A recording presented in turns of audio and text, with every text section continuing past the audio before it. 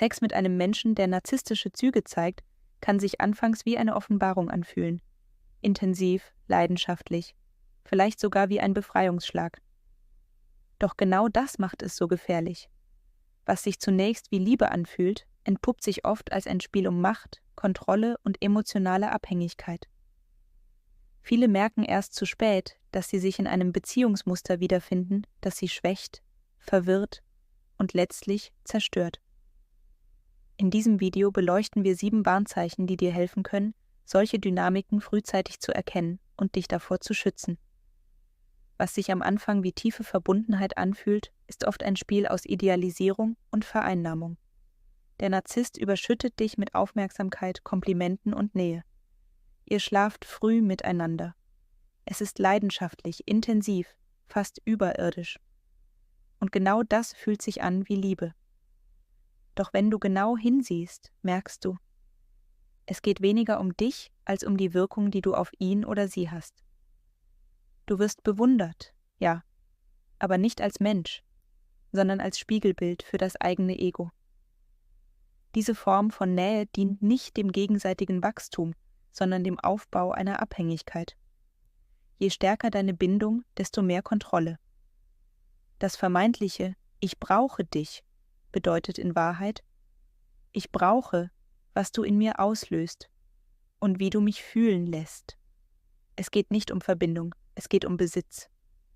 Zu Beginn war jede Berührung elektrisierend, jeder Blick wie ein Versprechen. Doch plötzlich kippt die Dynamik. Die Wärme verschwindet. Die Umarmungen werden kälter, der Sex seltener oder distanzierter. Du fragst dich, was ist passiert? Narzissten entziehen Nähe gezielt, wenn du anfängst, dich zu sicher zu fühlen. Intimität wird zum Mittel der Machtausübung. Wenn du Nähe suchst, blockt er oder sie ab. Wenn du dich zurückziehst, kommt der nächste Anlauf. Es ist ein ständiges Hin und Her, das dich zermürbt. Das Tragische: Du beginnst, das Verhalten auf dich zu beziehen. Vielleicht bist du nicht mehr attraktiv genug. Vielleicht machst du etwas falsch. Diese Gedanken graben an deinem Selbstwert, genau so, wie es beabsichtigt ist. Denn so bleibst du unsicher. Und unsichere Menschen sind leichter zu kontrollieren. In einer gesunden Beziehung ist Sexualität Ausdruck von Nähe, Vertrauen und gegenseitigem Respekt. Bei einem Narzissten ist sie oft das Gegenteil: ein Werkzeug. Kein Ausdruck von Liebe, sondern von Kontrolle. Wenn du verletzt bist oder gerade ein Streit stattgefunden hat, kann es vorkommen, dass plötzlich körperliche Nähe gesucht wird. Nicht, weil es um Versöhnung geht, sondern weil du emotional geschwächt bist und leichter formbar. Gerade in Momenten, in denen du dich am verletzlichsten fühlst, fordert der Narzisst Nähe ein. Und du gibst vielleicht nach, weil du hoffst, dadurch wieder Harmonie zu schaffen. Doch was wirklich passiert, ist ein ungleiches Spiel. Du gibst, obwohl du dich eigentlich schützen müsstest. Diese Art von Sexualität verwischt Grenzen. Sie vermischt Schmerz mit Intimität. Und das ist gefährlich, weil es dich emotional abhängig machen kann. Der Körper beginnt, sich zu binden, obwohl der Kopf längst warnt. Narzissten suchen Kontrolle. In Gesprächen, im Alltag. Und ja, auch im Bett. Was zunächst wie Leidenschaft wirken mag, entpuppt sich häufig als einseitiges Dominanzverhalten. Die körperliche Nähe dient nicht dem Miteinander, sondern der Bestätigung der eigenen Überlegenheit. Vielleicht spürst du irgendwann, dass du dich nicht mehr frei fühlst, dass du dich nicht mehr traust, Wünsche zu äußern oder Nein zu sagen, dass du deine eigenen Bedürfnisse zurückstellst, weil du spürst, hier geht es nicht um dich, sondern nur um ihn oder sie. Die Rollen sind klar verteilt. Der Narzisst führt, du folgst. Nicht, weil es einvernehmlich ist, sondern weil du gelernt hast, dass Widerstand zu Liebesentzug oder Vorwürfen führt. Es ist ein Spiel mit Macht, verkleidet als Intimität. Diese Dynamik hinterlässt Spuren. Du fühlst dich nach körperlicher Nähe oft leer statt erfüllt, verunsichert statt verbunden. Und irgendwann beginnst du, dich selbst in Frage zu stellen, weil das Gefühl, benutzt worden zu sein, schwer zu ertragen ist. In vielen Beziehungen mit Narzissten gibt es einen Moment, an dem du dich fragst: Bin ich überhaupt noch begehrenswert? Nicht, weil du dich verändert hast, sondern weil sich das Verhalten deines Gegenübers plötzlich wandelt. Was zu Beginn intensiv und leidenschaftlich war, wird zurückgezogen, ablehnend oder gar abweisend. Nähe wird verweigert. Zärtlichkeit verschwindet. Und du beginnst zu grübeln: Habe ich etwas falsch gemacht? Bin ich nicht attraktiv genug? Was ist passiert? Die Wahrheit ist, diese Veränderung hat wenig mit dir zu tun und sehr viel mit Kontrolle. Denn wer Nähe nur dosiert zulässt, kann damit Macht ausüben. Wer dir zuerst den Himmel zeigt und dir dann das Licht entzieht, bringt dich dazu, dich nach jedem Funken Wärme zu sehnen und dich immer mehr zu verbiegen, um sie zurückzubekommen. Du beginnst vielleicht, dich zu verändern: Kleidung, Verhalten, Aussehen. Du gibst dir Mühe, machst Kompromisse, in der Hoffnung, wieder gesehen zu werden. Doch das, was du zurückbekommst, ist nie das, was du brauchst. Und du spürst, etwas stimmt hier nicht. Diese gezielte Verunsicherung führt dazu, dass du dich emotional bindest, obwohl du leidest, dass du bleibst, obwohl du verletzt wirst, und dass du dich selbst in Frage stellst, obwohl nicht du das Problem bist. Stell dir vor, es hat gerade einen heftigen Streit gegeben. Du bist aufgewühlt, verletzt, vielleicht sogar am Boden zerstört. Und plötzlich sucht dein Gegenüber körperliche Nähe. So, als wäre nichts gewesen. Als könnte eine gemeinsame Nacht all das Ungesagte, all den Schmerz einfach überdecken. Für viele Menschen klingt das verwirrend. Doch genau hier zeigt sich eine der manipulativeren Dynamiken in narzisstischen Beziehungen. Der Versuch, Kontrolle über Nähe und Distanz zu gewinnen, nicht durch echte Versöhnung, sondern durch körperliche Überwältigung. Was du dabei spürst, ist nicht Liebe. Es ist hormonell erzeugte Verbundenheit, getriggert durch Oxytocin, Dopamin und andere biochemische Prozesse. Dein Körper signalisiert Nähe, obwohl dein Herz eigentlich Distanz bräuchte. Diese Widersprüchlichkeit verankert sich tief und kann zu emotionaler Abhängigkeit führen. Denn je häufiger emotionale Verletzung und körperliche Nähe aufeinander folgen, desto schwerer wird es, beides voneinander zu trennen. Du weißt rational, dass es dir nicht gut tut. Aber emotional fühlst du dich gebunden. Und genau das macht diese Erfahrung so gefährlich. Sie unterläuft deine Selbstwahrnehmung und zieht dich tiefer in eine Verbindung, die längst toxisch ist. Am Anfang war alles intensiv, leidenschaftlich, fast zu schön, um wahr zu sein. Doch irgendwann verändert sich etwas. Du kannst es nicht genau benennen, aber es fühlt sich anders an. Kälter, abwesender, irgendwie leer. Was hier beginnt, ist eine schleichende Form der Entwertung.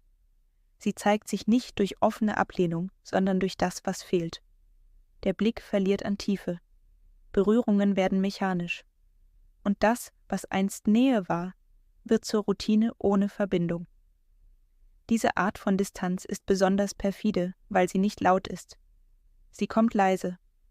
Und doch spürst du sie mit jeder Faser. Du fragst dich, ob du etwas falsch gemacht hast, ob du weniger attraktiv geworden bist, ob du vielleicht übertreibst. Aber das tust du nicht. Diese Form der emotionalen Abkopplung ist kein Zufall. Sie ist oft eine bewusste Strategie, um dich zu verunsichern.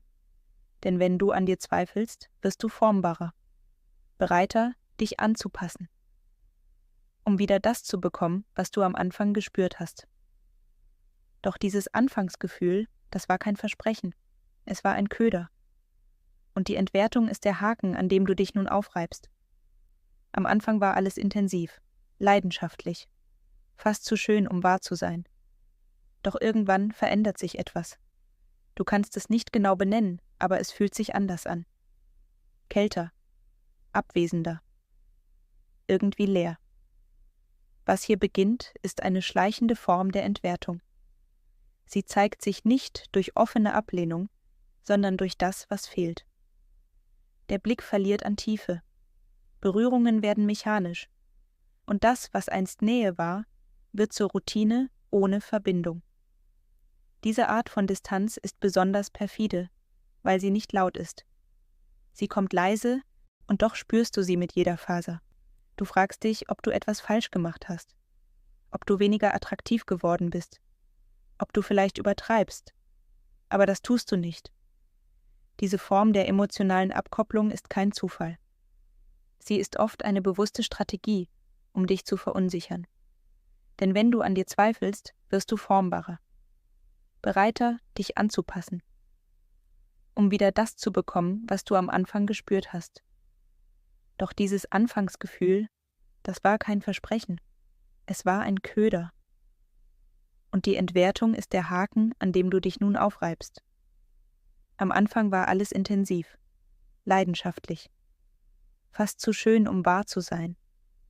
Doch irgendwann verändert sich etwas. Du kannst es nicht genau benennen, aber es fühlt sich anders an. Kälter, abwesender, irgendwie leer. Was hier beginnt, ist eine schleichende Form der Entwertung. Sie zeigt sich nicht durch offene Ablehnung, sondern durch das, was fehlt. Der Blick verliert an Tiefe. Berührungen werden mechanisch. Und das, was einst Nähe war, wird zur Routine ohne Verbindung. Diese Art von Distanz ist besonders perfide, weil sie nicht laut ist. Sie kommt leise. Und doch spürst du sie mit jeder Faser. Du fragst dich, ob du etwas falsch gemacht hast, ob du weniger attraktiv geworden bist, ob du vielleicht übertreibst. Aber das tust du nicht. Diese Form der emotionalen Abkopplung ist kein Zufall. Sie ist oft eine bewusste Strategie, um dich zu verunsichern. Denn wenn du an dir zweifelst, wirst du formbarer, bereiter, dich anzupassen, um wieder das zu bekommen, was du am Anfang gespürt hast. Doch dieses Anfangsgefühl, das war kein Versprechen. Es war ein Köder. Und die Entwertung ist der Haken, an dem du dich nun aufreibst. In einer gesunden Beziehung ist Sexualität ein Ausdruck von Nähe. Doch in toxischen Dynamiken wird sie oft verdreht, zu einem Mittel der Kontrolle. Und besonders perfide ist, was danach passiert. Nach der körperlichen Nähe folgt nicht selten ein emotionales Spiel, das dich verunsichert zurücklässt. Plötzlich wird dir ein schlechtes Gewissen gemacht, weil du zu viel willst, zu wenig gibst, zu emotional reagierst oder alles überbewertest. Was eben gerade passt. Der intime Moment, der eigentlich verbinden sollte, wird zur Vorlage für Manipulation. Aussagen wie „Du klammerst zu sehr“ oder „Ich habe das nur dir zuliebe gemacht“ sind keine Ausnahme. Sie sollen dich in eine Rechtfertigung drängen, dich klein halten, dich abhängig machen. Und genau darin liegt die Gefahr. Du beginnst, dich zu fragen, ob du vielleicht wirklich zu viel verlangst, ob deine Sehnsucht nach Nähe übertrieben ist. Und mit jedem Zweifel gibst du mehr Macht ab. Was du wissen solltest: Gesunde Nähe macht nicht unsicher. Sie schenkt Vertrauen, kein Schuldgefühl. Wenn du also regelmäßig das Gefühl hast, dich nach intimen Momenten rechtfertigen zu müssen, dann stimmt etwas nicht mit der Beziehung. Nicht mit dir. Sex mit einem Narzissten ist nicht einfach nur kompliziert. Er kann verwirren, entwerten und tiefe Spuren hinterlassen. Was am Anfang wie Leidenschaft aussieht, entpuppt sich oft als Taktik. Nähe wird zur Falle, Zärtlichkeit zur Bühne. Und du stehst irgendwann da, mit Zweifeln, die gar nicht deine sind. Doch genau hier liegt deine Chance. Denn wenn du beginnst, die Dynamik zu durchschauen, gewinnst du zurück, was dir genommen wurde. Dein Gefühl für dich, deine Selbstachtung, deinen Wert. Du darfst Grenzen setzen, du darfst Nein sagen und du darfst dich schützen, auch vor jemandem, der dich einst fasziniert hat. Wenn du dich in vielem wiedererkennst, bist du nicht allein. Viele haben ähnliche Erfahrungen gemacht und Wege gefunden, sich zu lösen. Der erste Schritt ist oft das Verstehen, der zweite Unterstützung. Wenn du mehr über psychologische Muster, Manipulation und emotionale Freiheit erfahren möchtest, abonniere gern unseren Kanal. Wir sprechen regelmäßig über das, was andere lieber verschweigen. Klar, verständlich und ohne Drama. Bis zum nächsten Mal. bei Verborgene Psychologie.